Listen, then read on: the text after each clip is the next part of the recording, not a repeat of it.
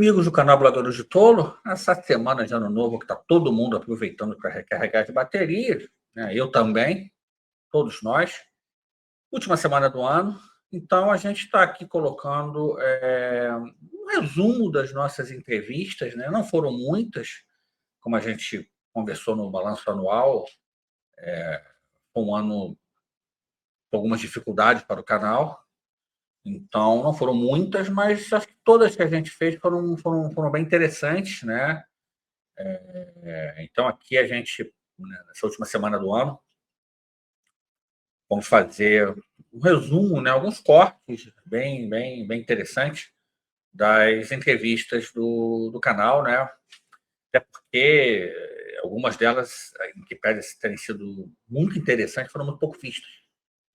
Então, assim, peço até que vocês vejam depois as entrevistas na íntegra, né? Já peço aqui, façam seu Pix, é só apontar para o QR Code, né?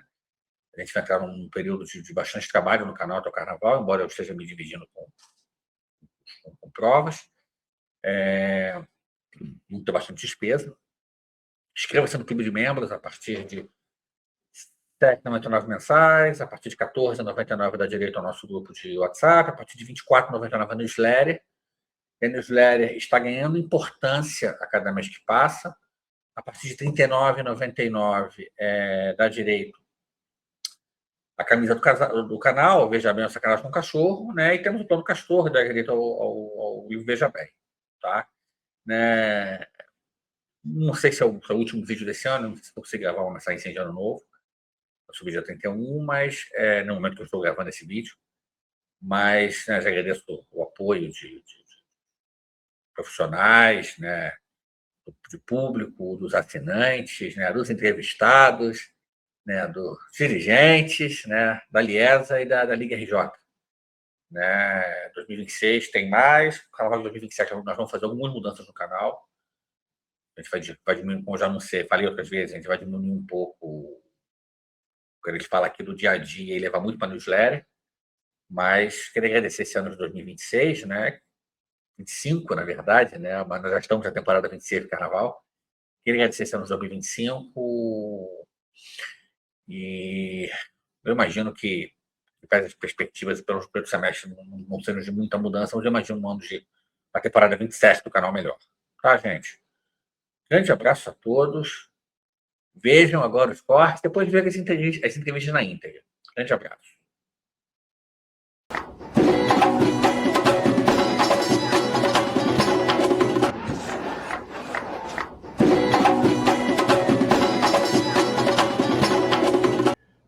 Bom, não é esporte, mas é mais um evento que eu vou botar na conta, certeza, e na conta lá em cima, porque exige muita dedicação.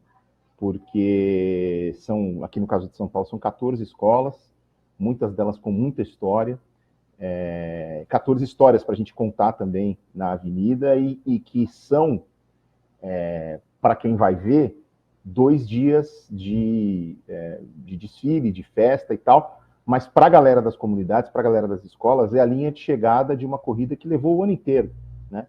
Tem escola mais organizada que já sabe qual vai ser o enredo de 2026, já está começando a pensar nele e nem botou o de 2025 na avenida ainda. Muito antes até de eu ir para a Globo, eu perguntava para ele, assim, cara, como é que é essa história de produção de carnaval? Aí ele falava que ele saía da Escala do Esporte no mês de janeiro, para poder visitar os barracões. Aqui em São Paulo a gente tem uma facilidade de uns anos para cá, que a logística ajuda um pouco por causa da Fábrica do Samba, em que todas as agremiações estão, tirando o Império de Casa Verde, que fica mais perto do sambódromo até do que do lado. Do Samba, tá do lado. O estacionamento da Império é o estacionamento do AMB, praticamente.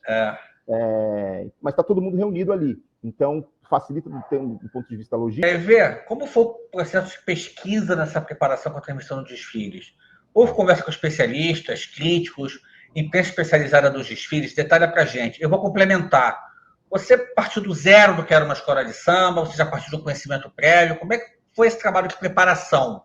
Não, então, eu tinha um conhecimento de fã, né, de alguém que acompanha os desfiles pela televisão já há mais de 30 anos, mas uma coisa é você ser fã outra coisa é você se sentir preparado com condições de fazer uma transmissão. Era como eu era com o futebol americano.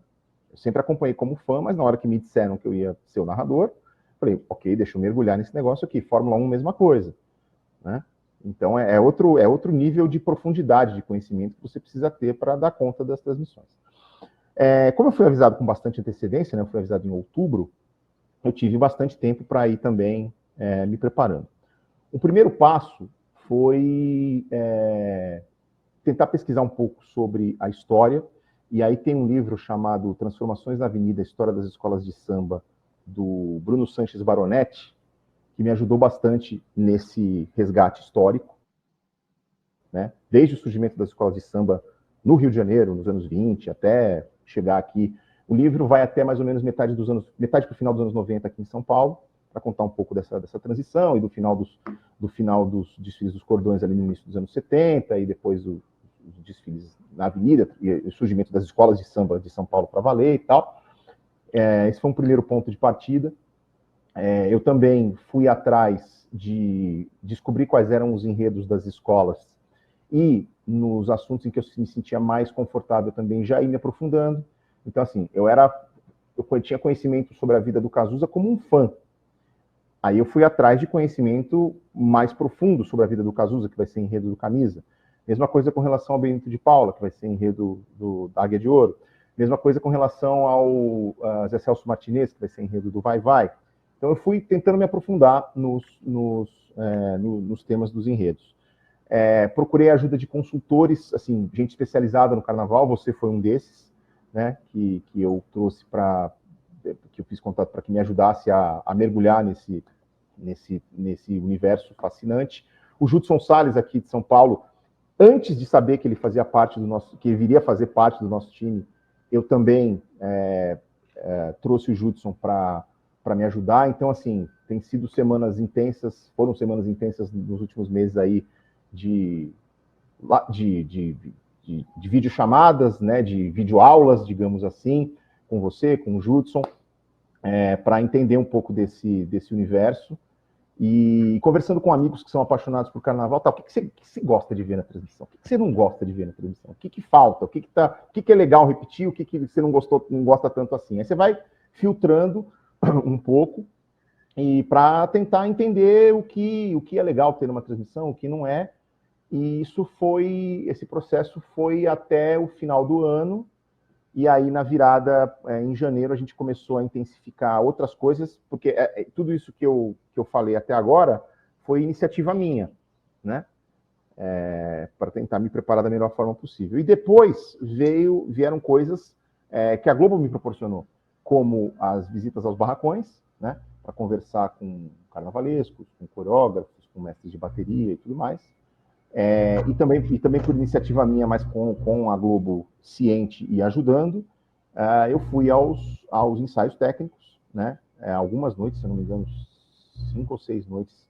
Todas as noites de sábado e domingo que os desfiles aconteceram, que eu não estava fora de São Paulo por motivos de trabalho, como eu tive que ir ao Rio fazer surf e tudo mais, aí nessas noites eu ia ao Sambódromo e também para mostrar minha cara lá para o pessoal das escolas de samba, né? Eu conheci a presidente do Rosas de Ouro lá na Avenida, conheci a Solange na Avenida, mostrar para as escolas que, embora eu seja um estreante, eu estou levando muito a sério o trabalho de preparação para contar a história que eles estão preparando, né? Que todas as escolas estão preparando. E eu fui muito bem recebido por todos, sabe? O clima foi muito amistoso, as pessoas muito felizes com a dedicação que a gente está mostrando. A Valéria Almeida, que vai ser minha parceira de transmissão, também indo ao Sambódromo nos ensaios técnicos, então a gente foi muito bem acolhido. As pessoas das escolas percebendo que a gente está se dedicando, né, para fazer o melhor trabalho possível. Claro que a gente vai errar. Bem possível que a gente erre, são transmissões de 8, 9 horas. Agora, neste momento, o que está na minha cabeça é o refrão do Tatuapé. A escola da emoção, veste a toga da justiça. Ai.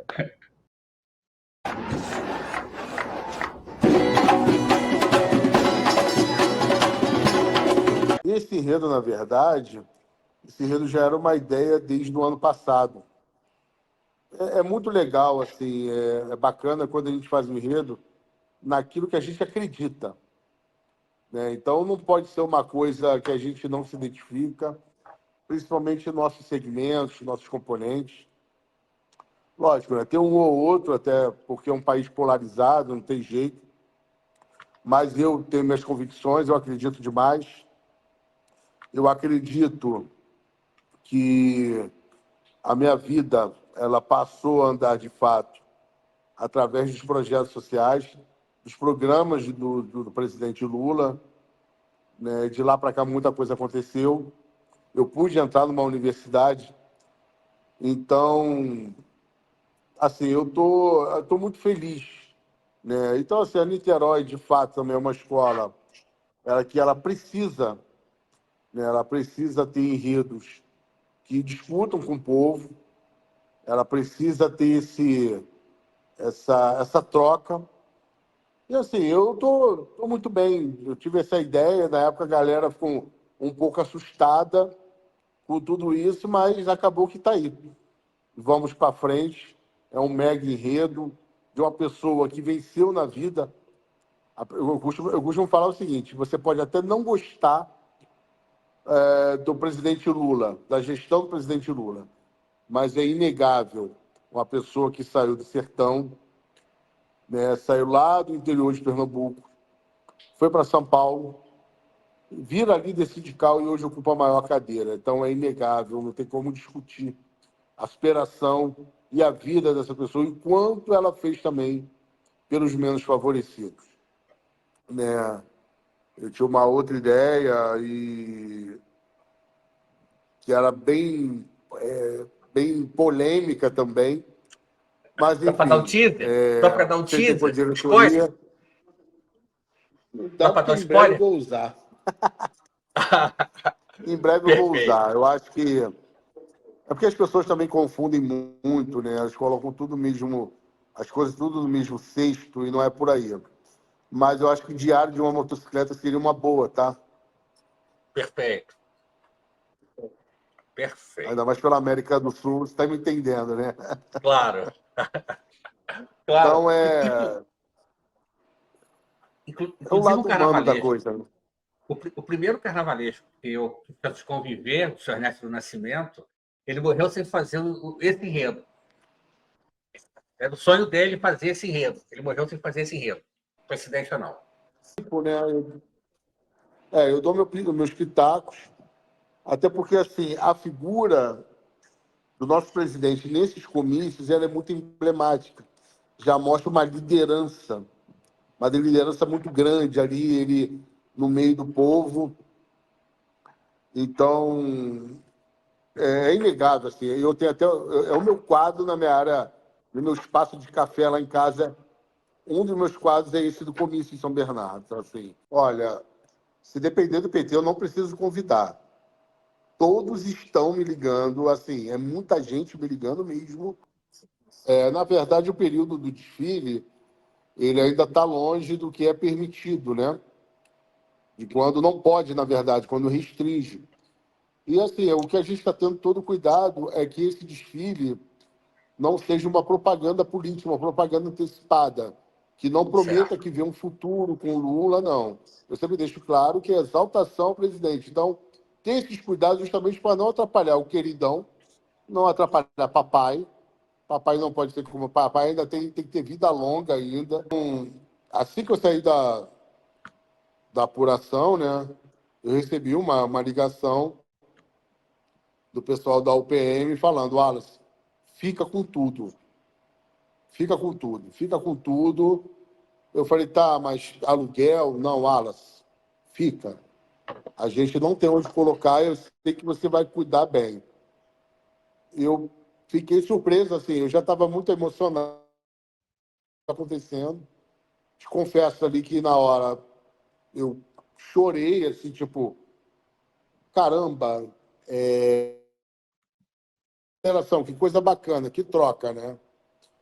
E eu fiquei muito feliz com essa troca. Eu falei: vamos fazer um documento para poder. Não, Wallace, não precisa.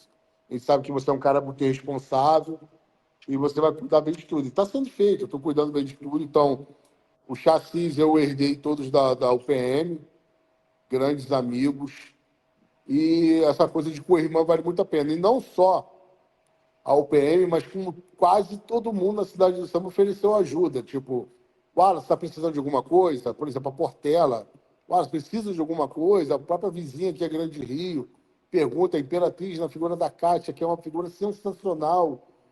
Todo mundo oferece alguma coisa. Wallace, toma cuidado com isso, tem aquilo. Então, a gente se sentiu muito abraçado. Processo de mudança da Sossego para Niterói, né? Tinha questão de dívida, tinha questão. Explica um pouquinho para a gente o porquê desse processo ter sido feito, como ele foi feito, por gentileza.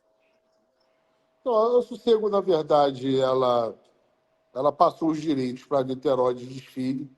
A Sossego também tinha uma diretoria muito atuante e que não conseguia resolver os seus problemas internamente. E acabou que passa os direitos para Acadêmicos de Niterói tocar o seu bar. Lógico, tudo dentro da legalidade, com aprovação também dos presidentes da Liga, e tudo visto assim, com muito estudo, com uma lupa criteriosa, não poderia ser de qualquer maneira, mas eles decidiram assim, então nós fomos. Agora, a gente escuta muita besteira, né? Muita besteira, que não é bem por aí. Então, assim, já teve esses processos lá atrás, como o Prazer da Serrinha, teve uma junção, virou Império Serrano, como a Unidos de São Carlos virou Estácio de Sá. Então, chega um consenso em que você precisa tocar a vida no carnaval, e uma galera veio e falou, não, então nós vamos para a Acadêmicos de Niterói. E outra ficou pelo Sossego, desfilaria em Niterói, acabou que não desfilaram, né? Mas a gente também não quis se envolver, já que teve toda essa votação, e tem todo um grupo de associados que votaram e decidiram por esse caminho. Então, quando eu perdi, na verdade, o meu avô, eu perdi uma grande referência, que era a pessoa que me levava para o samba. Eu fui criado com meu avô, minha avó, meu pai, meu tio, e às vezes chegava um tio agregado numa casa de um quarto minúscula. Né? Eu sou criado na favela do Fumacinho, em Realengo, e quando meu avô morreu, eu perdi toda a referência. Eu tive que, infelizmente, abandonar os estudos e ir para a rua trabalhar. Então, nem sempre eu voltava para casa. Eu trabalhava de camelô entre a Rua dos Andradas e Buenos Aires. Seu dos Passos, perdão. Então, nem sempre eu podia ir para casa, porque estava tarde, eu ficava no camelódromo ali. E eu passei a acostumar a ficar na rua, a comer na rua.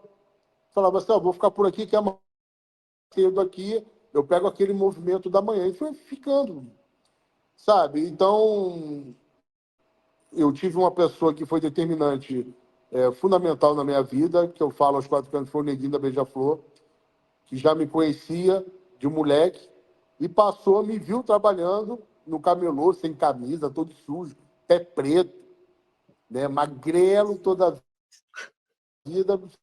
Falou assim, amanhã eu quero você lá no escritório de Copacabana. Eu fui lá e ele falou, você vai voltar a estudar e você vai trabalhar comigo. E de lá para cá eu não parei mais. Então, eu tenho toda essa coisa familiar com o Neguinho, com todo mundo, até com o JR, filho dele, é como se fosse meu irmão. Mas as pessoas conheceram a gente como Acerói e Laranjinha, inseparáveis, assim, dois caras inseparáveis. E nós somos assim até hoje. Nós viajamos, a gente mora no mesmo local, no mesmo bairro, a gente vai para o salão de barbeiro para ficar trocando ideia quando eu estou de bobeira em casa, assim, dia de sábado. Fui atrás, fiz faculdade, consegui passar, ingressei, fiz história e não parei mais, sabe? Porque eu não tinha condições de pagar uma faculdade.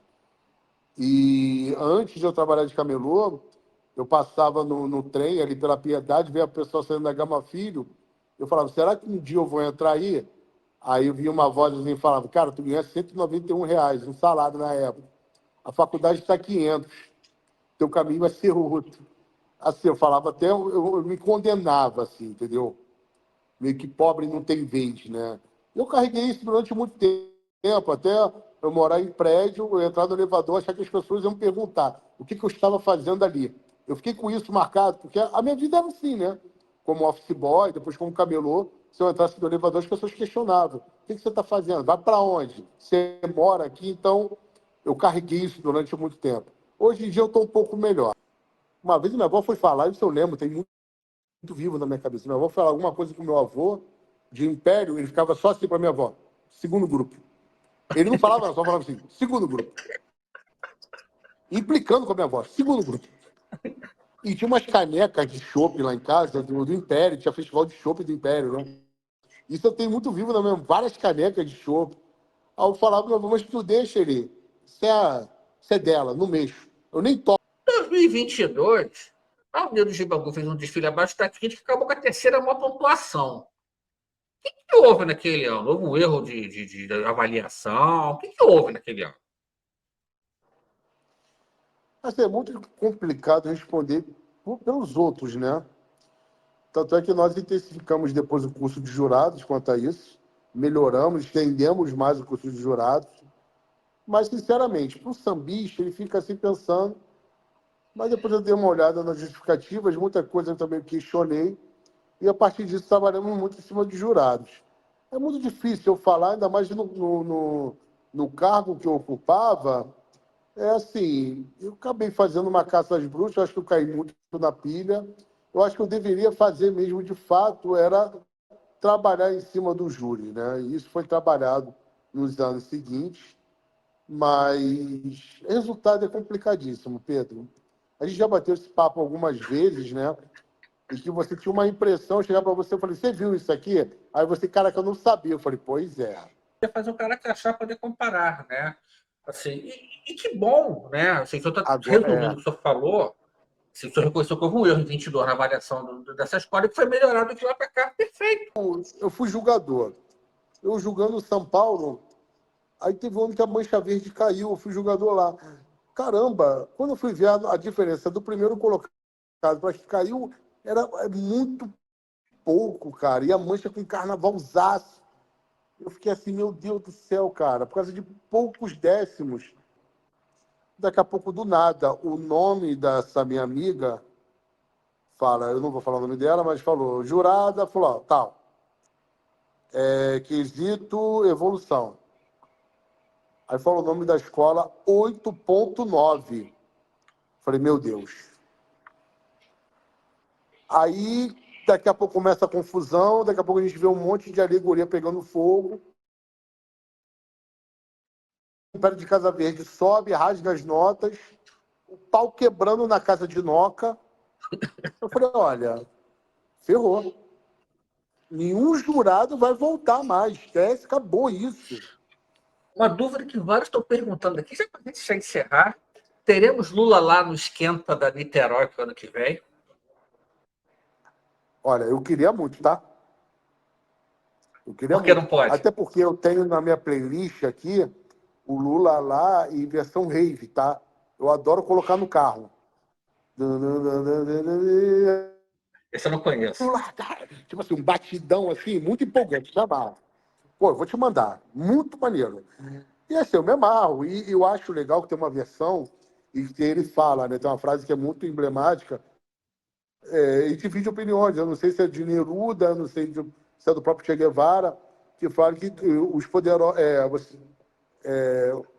os poderosos poderão matar uma ou duas flores rosas, mas jamais conseguirão deter o avanço, a chegada da primavera. E tem essa frase assim no final. Eu acho essa é uma das frases mais lindas, assim, né?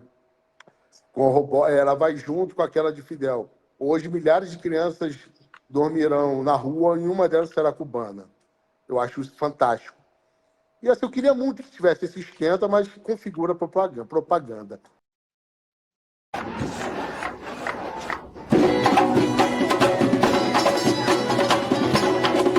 Eu saio do Império de Casa Verde, né, muito insatisfeito com aquele processo lá de São Paulo, pós-pandemia, eu também doente, enfim. A gente nem vai falar muito disso, porque são coisas que já passaram. E aí eu venho para o Rio na intenção de não fazer mais carnaval, de somente ficar focado no programa.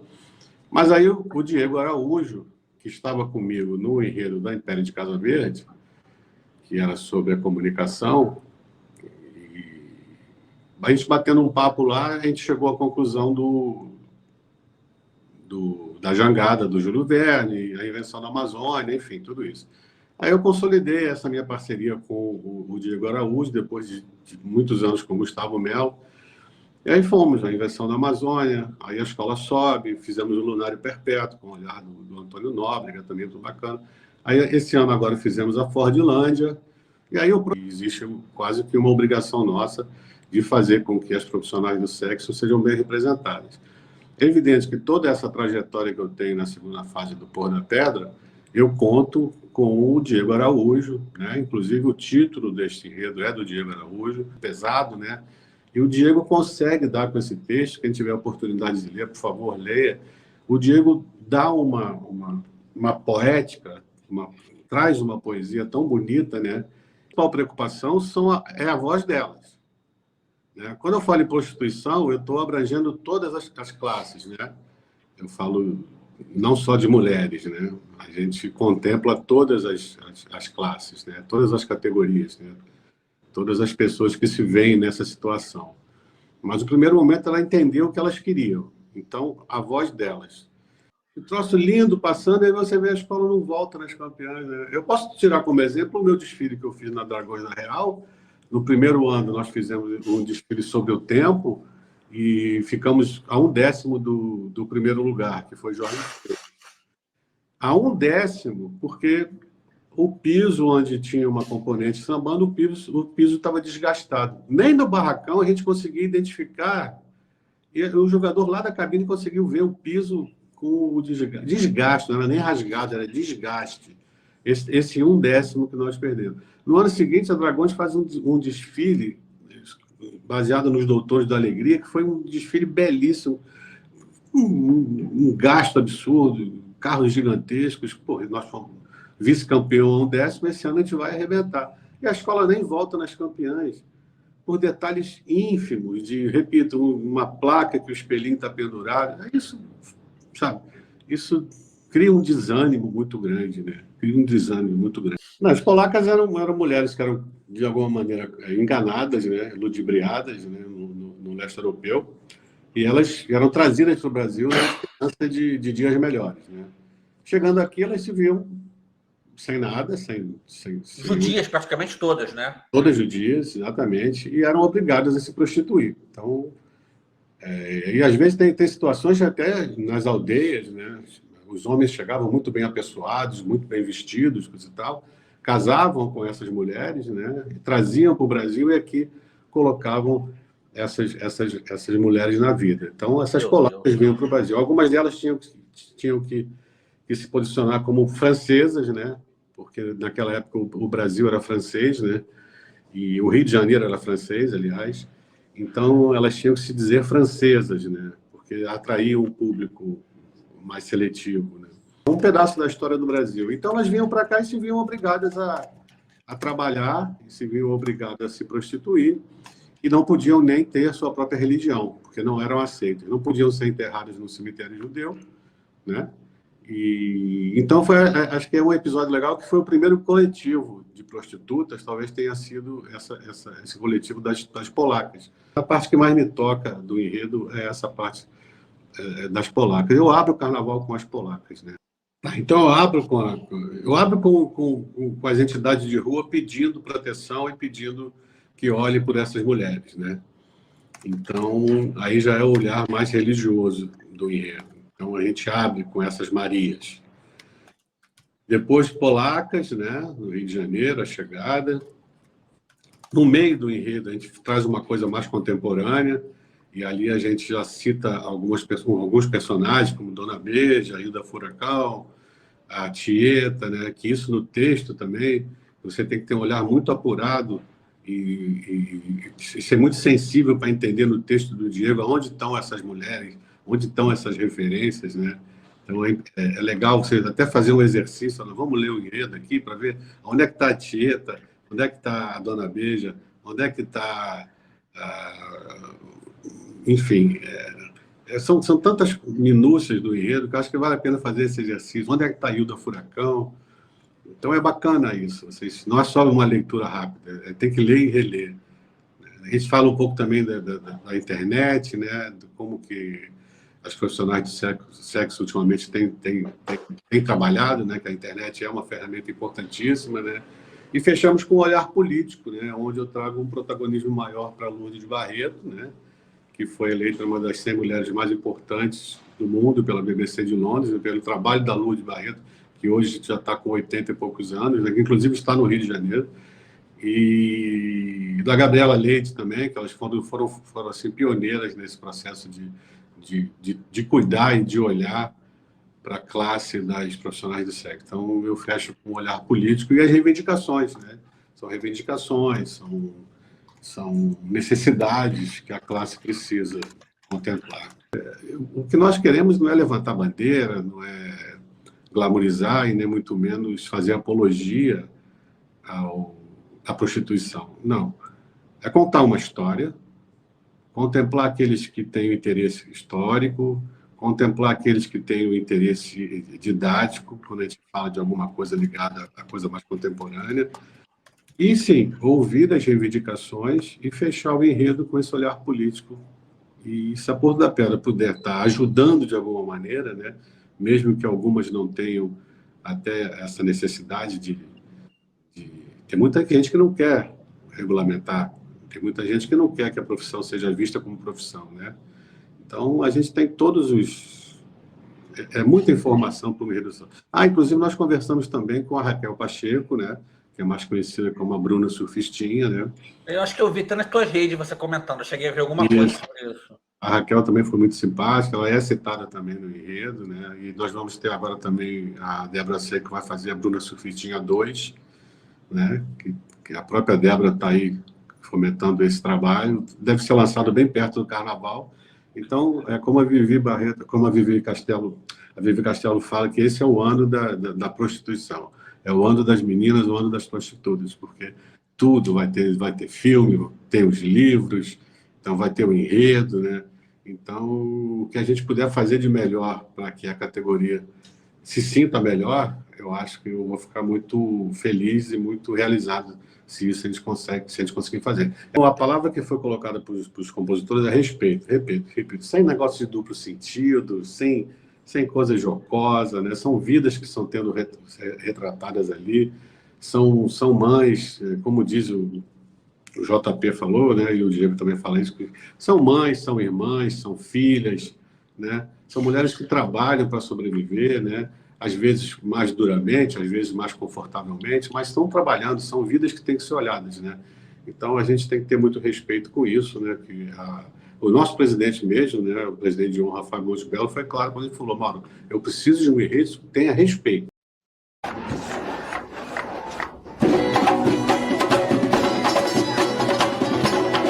Ele, o que foi, viado? Falei, vamos protestar. Paradinha é greve. Ele, como assim? Paradinha, parou de bater, é greve, é isso. Vamos botar fogo nesse negócio. E aí surgiu a ideia, e ele foi catar o pessoal, que o Léo também, ele é marrento, mas ele se empolga. Ele fala assim, não, viado, isso é maluquice. 5 minutos depois ele liga de volta, o meu cara aqui... E ele foi arrumando, a gente bolou a ideia de abrir a faixa, estamos em greve. Foi essa ideia, não tem no bolso, meu amigo. Tira daqui, tira dali, tira de todo lugar. A Intendente Magalhães é que te ensina a fazer carnaval. É ali que você vai aprender, fora do beabá acadêmico, ou da colorimetria, do jogo de volumes, é ali que você vai aprender a resolver o seu problema. Eu já cheguei na concentração que o carro não existia. E você tem que fazer aquele carro em 5, 6 horas. Passo enredo. A Adriane está dizendo aqui que era passista Em Cima da Hora, que foi o desfile de pista mais emocionante, que a concentração de 24 foi mágica. Foi mágico. Eu olhei para aquilo. Concentração para mim é um terror. Eu olhei para aquilo e falei assim, não vai armar. Falei assim, não vai armar. Essa escola não vai entrar. E eu estava montando o abre-alas. Eu sei que deve ter dado uns 10 minutos e eu olhei para o lado e eu vi o tapete montado. E ali eu sou muito bobo, eu choro por tudo. Enfim. Eu olhei e falei assim, meu Deus, armou. E nessa mesma hora eu olho para a bateria, eu estava bem na curva, então tem a bateria tá com a luz apagada e tá todo mundo piscando. E alguém passa por Mônica Marinho, assessora da UPM. Ela passou por mim, e eu estava muito perdido. Eu falei, Mônica, amigo, tá perfeito. Vai entrar. E aí, beleza, a gente entrou. E loucura total. E foi emocionante, foi de chorar. E aí eu guardei Saquarema porque a gente recebeu uma visita ilustre, uma novidade na escola. E foi me solicitado esse enredo. Cara, Saquarema era honesto. Eu me lembro dessa palavra. Honesto. Eu usei essa palavra. Quando ele fala desse enredo, falei, aí não é honesto, não, meu amor, aí é babado. Aí tem um babado aí no meio, quero fazer por aí. E aí troca tudo, enlouquece, aí eu tô falando com o Pedro Migão, e Pedro Migão, eu falei, não, eu vou fazer isso, isso, isso. Não! Vai pelos pontos. Falei, sério? Porque, de novo, a minha mente queria eruditizar uma história que é popular das Pombageiras. E eu já tava indo, sabe, viajar, porque a bicha é louca, a bicha quer fazer as coisas malucas e tal. E aí Pedro Migão me fala assim, não, vai pelos pontos. E aí a gente começa a maluquice de pombageira, das donas pombas que estão aqui, ó. Tem um monte de pomba aqui do meu lado, tem pomba pra tudo quanto é lado aqui. Vinícius, sim, sim. O Vinícius, quando ele chegou na escola, aí ele falou assim, Saquarema? Eu falei assim, ai, vou me mudar todo, quer ver? Que tal fazer isso?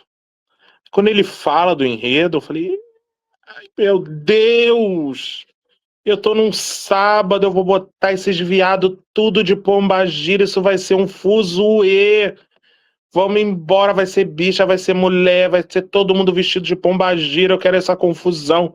E a gente vai, mas quem traz é ele, o Vinícius Drummond, que trouxe, todo mundo topa, o Heitor topa, todo mundo topa, e é uma maluquice. Vai embora. Maria Padilha foi uma mulher que morou em Sevilha, num castelo, estará representado, e ela era a amante de um rei, Dom Pedro I de Sevilha, eu esqueci agora o nome dele, enfim. E ela era melhor, ele era muito ruim, ela era conhecida por ser boa, por ser incrível e tal, e a história de Maria Padilha vai chegar no Brasil, tipo, no século XIX, para você ver, era uma mulher simples que viveu, e as pombagiras são mulheres que viveram e que desencarnaram e estão por aí como espíritos. Então a gente olha para isso e para que eu vou academizar a história? Por que eu tenho que colocar a linguagem, sabe, disruptiva e, sabe, é para falar academicamente. Quando você me fala vai pelos pontos, ali eu caio a minha ficha de falar, cara, eu não tenho que falar que a minha construção narrativa ideológica baseia-se na linguagem não verbal de não sei o que, de não... Não. Eu só tive que entender, quando você me dá aquele choque, que era pombagira, era coisa de rua. Era babado de rua mesmo. Era essa coisa do carioca, essa coisa do brasileiro, essa coisa das mulheres. E eu vou com o meu pesquisador. Ligo para ele e falo assim, olha, recebi um recado. Ele, qual o recado, o Ander? Tem que ser pela rua. Quando você me falou, eu bebi, falei, é pombagira, cacete. Porque pombagira é isso, é Exu, é movimento, é vida, é rua. Aí ele, como que a gente vai fazer isso? A gente escreveu a sinopse na rua.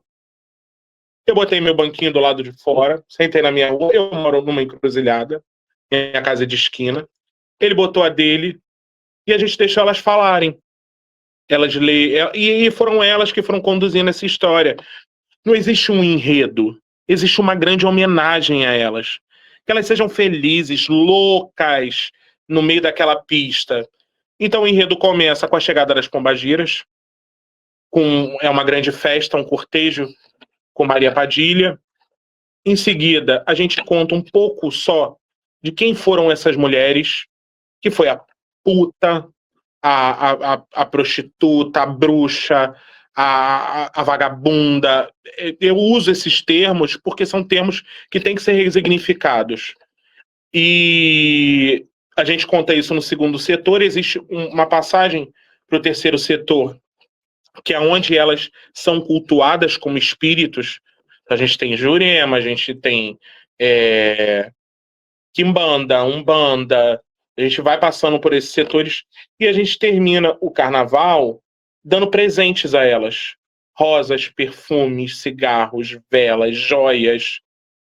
E aí eu não vou falar do último carro não, mas a intolerância religiosa que vai pra casa do caralho. E aí a gente vai se posicionar bem contra a intolerância religiosa de maneira que ainda ninguém se posicionou. A gente vai se posicionar de uma maneira. É basicamente isso.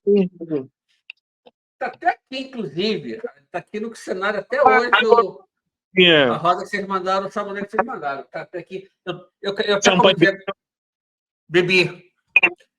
Bebi no dia do. Bebi, eu e minha esposa dividimos no dia dos 27 anos e 3 meses. 27 anos e 3 meses.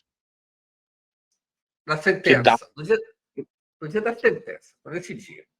Mas não digo, mas eu não posso dizer. Então funcionou. Teve aquele axé à noite? Teve. Claro que. É pombagira, gente. Tem um GNC4. Eu acabei de falar até no grupo de assinantes, que eu fiquei arrepiado com você falando que os pombageiras me utilizaram para citar o recado. Eu não tinha parado para pensar nisso. Quando você fala, para mim, pombagira. Quando você fala, eu bebi, eu não deveria estar falando. Eu falei, caralho, pombagira. Pombagira falou. Você sente o feeling na hora. É, porque é espiritual, isso é espiritual. E a gente vai ter de tudo. Aguarde. Tem gente. Tá? Enfim. Isso. 3 casais. Tudo 3, 7, essas contas aí. 21 malas, porque 3 vezes 7 é 21. Por causa do enredo? E 3 vezes 7 é 21. Então, teriam 22, cortamos, aí teria 20, foi para 21. É uma necessidade minha, pelo menos, que eu ouço, de tem que ser ímpar. Vamos ser ímpar, né? E como é que estão os trabalhos espirituais desse enredo? Champanhe. Agora não tá riando champanhe, não, que eu tô com medo do metanol. Imagina a pombagira ficar cega, eu tenho pavor de pensar.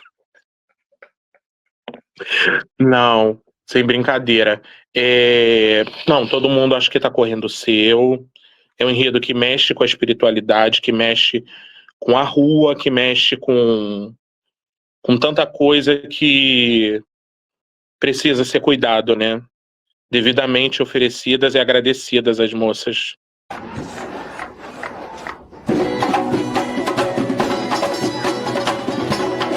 A bandeja já cansou de ser meu surdo. E eu fica aí.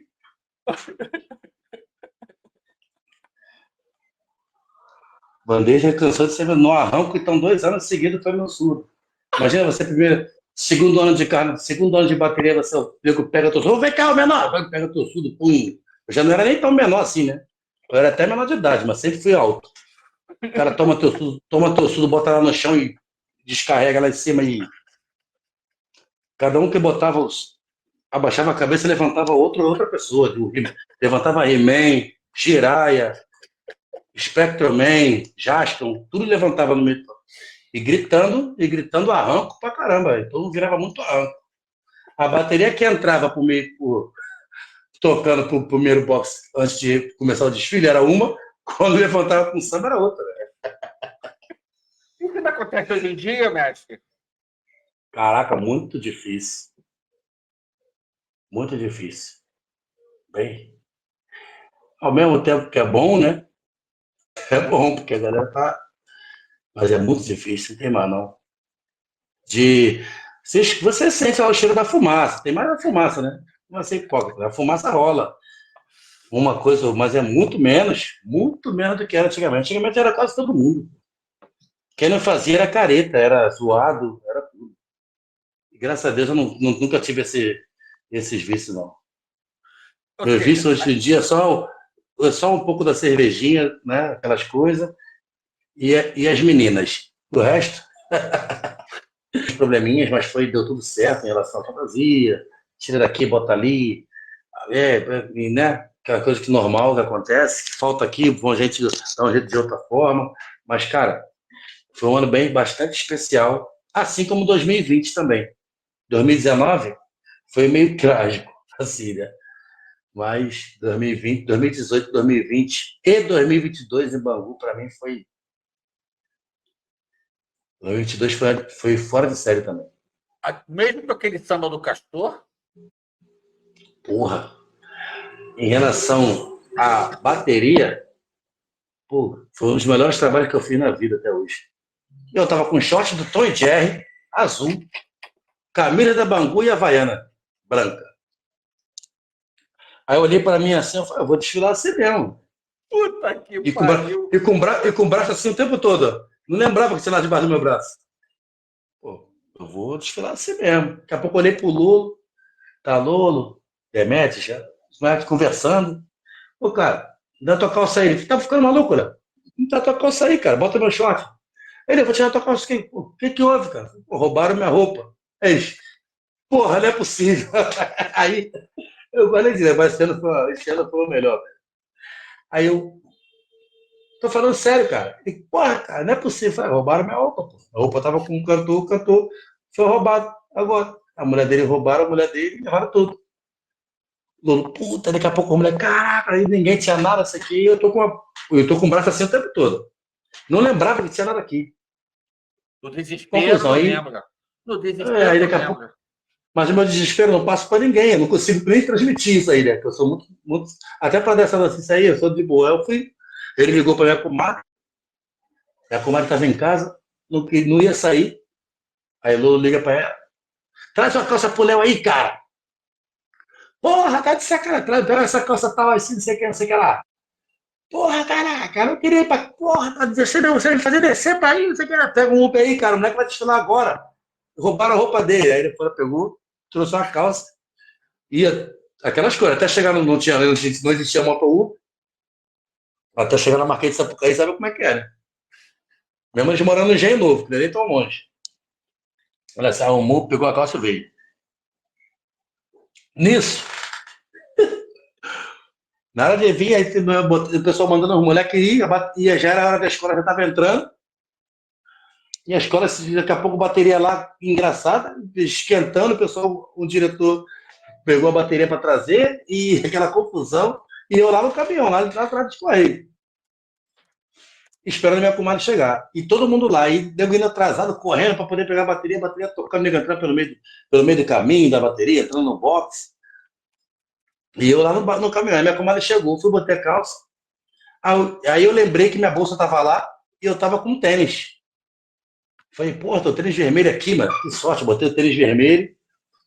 Aí eu olhei, aí peguei a camisa de apoio, botei o blusão e tô em blusão. Aí isso começou o desfile. Pô, cara, esse ano aí, isso aí é coisa de Rodrigo também. O Rodrigo é meio maluco, tipo eu, né? Acho que ele não deve dormir, não, velho. Aí ele vem com ele primeiro vem com umas histórias meio doidas. Eu, não, bota isso na ala tal. Ah, não, bota isso lá na frente lá, bota não sei o que, não, isso não vai ter, não. Não, mas ele tenta daquele jeito dele, mas isso é legal, não, é legal para você botar lá na tua escola, ou na tua outra escola que você for pegar, ou na alguma aula que você quiser. Não, a bateria não vai ter, não inventa moda, cara, tá maluco? A bateria tem que ter o mínimo possível. Não, pô, já daqui a pouco passou e ele deu umas 3 ideias doidas dele lá que eu falei que não queria. Daqui a pouco ele vem com essa ideia. Você queria a luzinha, né? Você queria a luzinha do capacete, pelo que ele falou. Não, isso aí já foi por último. Já foi por último. Aí ele. Por que estava fazendo uma greve? Aí eu. Vou fazer greve como? Pega umas pessoas, vamos botar a bateria, faz assim, botar as placas tal. Por onde eu vou arrumar essas pessoas? A ideia é maneira, mas vamos ver, não sei como é que eu vou fazer isso, não sei o que é. Aí ele vira, vai, isso é legal, não sei o que. Enfim, aí Tá. Aí eu fui.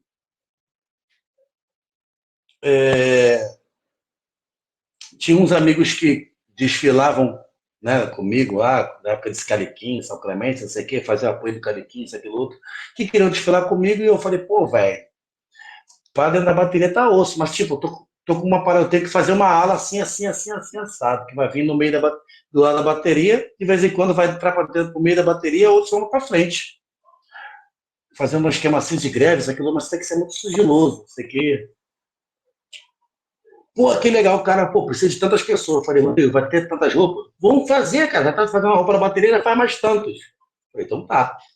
Arrumei, acho que foi 30 pessoas, 35 pessoas, o amigo arrumou lá. Aí, beleza, eu falei, vamos fazer essa encenação, mas não vamos fazer o original do ensaio técnico, não. Vamos fazer a galera, a gente marcar a galera e marcar o espaço que a gente vai precisar para fazer essa coisa. Aí beleza, aí depois a gente fez um ensaio só com o pessoal lá na Marquês de Sapucaí passando, andando, só a gente. Conclusão, como essa época, né, época dos trabalhadores e tudo mais, ele falou assim lá do greve, ele deu a ideia de fazer a faixa grandona do Estamos em Greve, aí eu parei a bateria e fiz como falei, vou parar, então, nessa hora aqui tal do samba aqui, vou parar a bateria, vou deixar só um surdo como se fosse um surdo de protesto mesmo,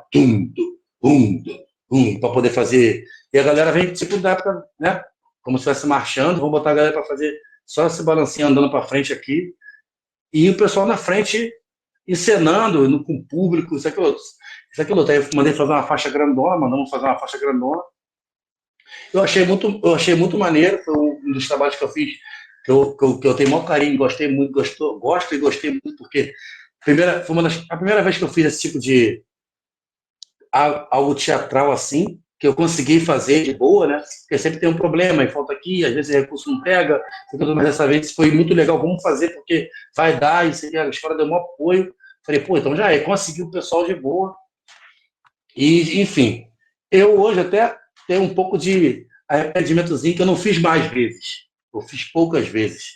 Mas é porque eu ficava quase 30 segundos ou um pouco mais parado, entendeu? Eu não poderia fazer isso perto do jurado. Entendi. Então, todas as vezes que eu fiz fora do jurado, entendeu? Veio. Quando esse enredo saiu, eu tava na França ainda, tava de viagem. Falei, velho, não tô acreditando. E eu fiquei uma semana lá em êxtase, ou mais, velho.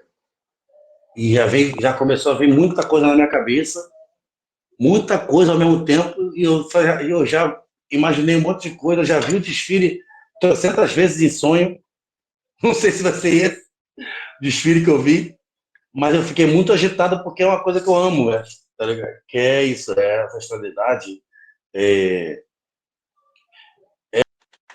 Então, vamos ver se eu sei exato aqui. Esse ano eu pretendo vir com 24 cuíca, 24 chocalho, 24 agogô, 36 tamborins, 12 primeiras, 12 segundas, 12 terceiras, 85 caixas, 25 repique, 14 tambores. Atabaque não? Tambor, não é tabaco, é tambor, é conga. Tá, tudo bem. Conga o som é um pouco mais alto. 240 e cadinho, tá. 200, quase, por aí. Mais os diretores. E eu vou falar aqui o que eu falei para a galera, né? Eu fiz um pedido, né? Um enredo, não vou falar, não é um enredo pesado. Não. Mas você precisa ter cuidado. Quem acredita no que tiver que acreditar, só precisa respeitar e ter cuidado. E se cuidar.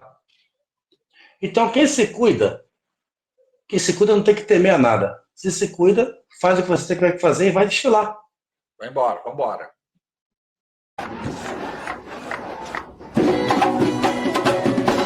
Bom, o Tata Tancredo, ele foi um sacerdote de Umbanda Além disso, ele foi um compositor de mão cheia, diga-se de passagem, sambista, ativo participante do movimento que deu origem a Deixa Falar, morou no Estácio, na região do Morro de São Carlos. Ele era de Cantagalo, estado do Rio, mas veio para cá. E o Tancredo acaba sendo considerado, ele foi chamado dessa maneira, de Papa Negro da Umbanda. Porque na década de 40, sobretudo, havia um embate muito forte no campo da Umbanda entre aqueles que defendiam uma Umbanda mais vinculada ao kardecismo cristão e havia os que defendiam uma Umbanda de fundamentos prioritariamente afro-indígenas. E o Tancredo, ele foi a figura fundamental dessa linha de Umbanda que reivindicava fundamentos africanos, sobretudo bantus, né, da região do Congo-Angola. Até porque, se você me pergunta diferenças entre Umbanda e Candomblé, a primeira e mais óbvia é que o Candomblé tem um vínculo muito forte com o culto aos orixás e orubás, enquanto a Umbanda ela tem fundamentos bantus muito mais fortes, né? E, além disso, o Tancredo ele foi uma figura pública impactante no Rio de Janeiro, porque ele achava que a Umbanda, que ele chamava de Omolocô, essa Umbanda de fundamento africano, o Omolocô, ela precisava o tempo inteiro se apresentar para a sociedade, estar na zona de debate público. Então, Tancredo acaba sendo o sujeito que, de certa maneira, fundamenta o Réveillon na praia, né? O Tancredo é o cara do Réveillon em Copacabana no 31 de dezembro, que depois virou uma tradição da cidade, mas é um Réveillon inventado pelo Omolocô, pela Umbanda. O Tancredo manteve coluna em jornal durante muitos anos, escreveu no Dia, por exemplo. O Tancredo realizou a maior gira registrada na história da Umbanda, que é a Umbanda no Maracanã, em 1965, no dia 13 de maio.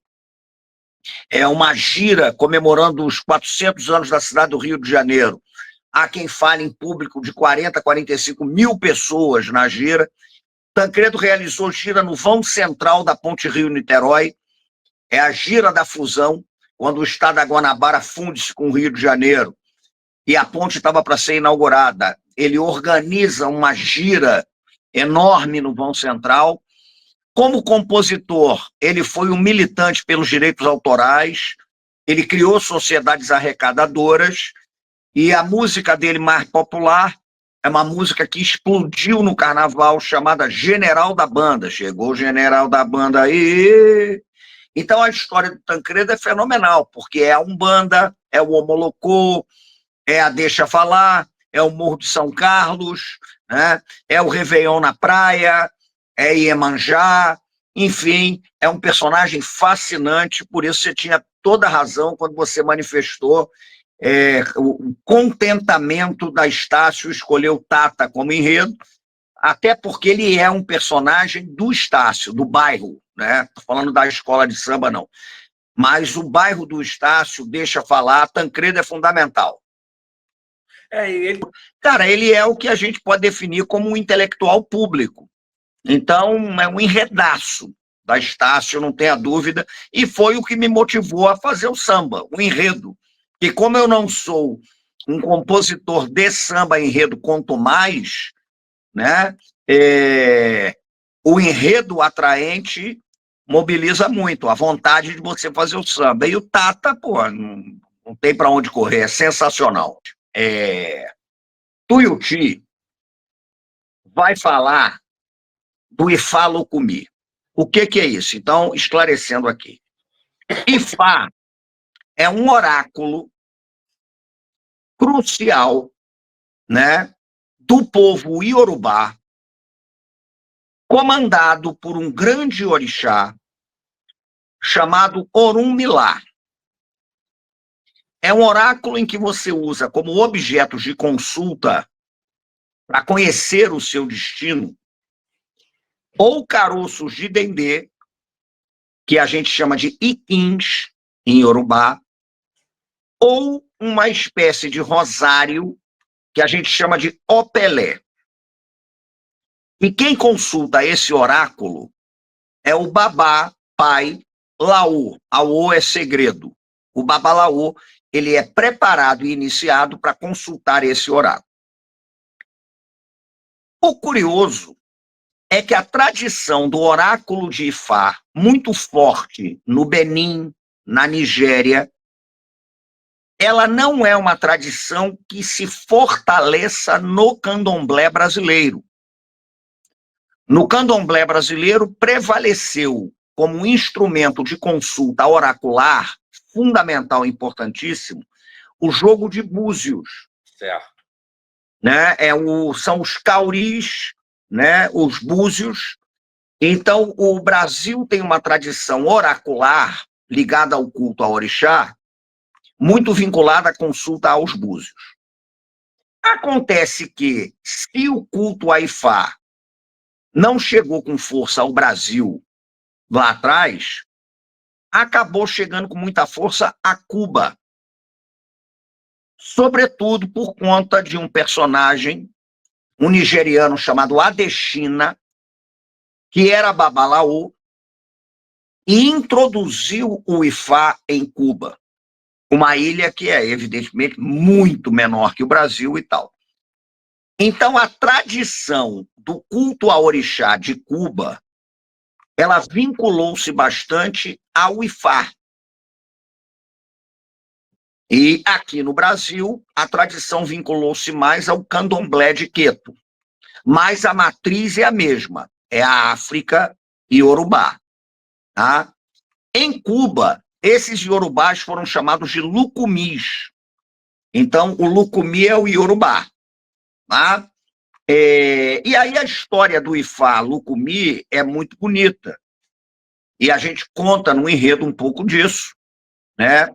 Falando de Orunmilá, falando de Eleguá, que é o Exu que acompanha Orunmilá, o Ifá em Cuba, falando da importância que o culto a Ifá, os orixás, a importância que isso teve para unir o povo Lucumi nas grandes revoltas contra os canaviais de cana-de-açúcar no século XIX, tudo isso.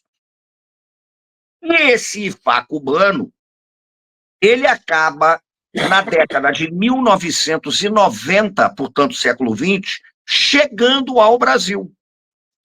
E aí uma figura importantíssima nisso foi um sacerdote cubano que veio morar aqui, chamado Rafael Zamora. Então você passa a ter uma tradição Lucumi, do Ifá cubano, que acaba também chegando com muita força ao Brasil, e hoje é uma das linhas da religiosidade afro-brasileira muito significativa. O samba do Tuiuti mesmo. O samba do Tuiuti, a gente começa, a primeira ideia desse samba, a primeira ideia, a primeira concepção melódica, o Clarão manda.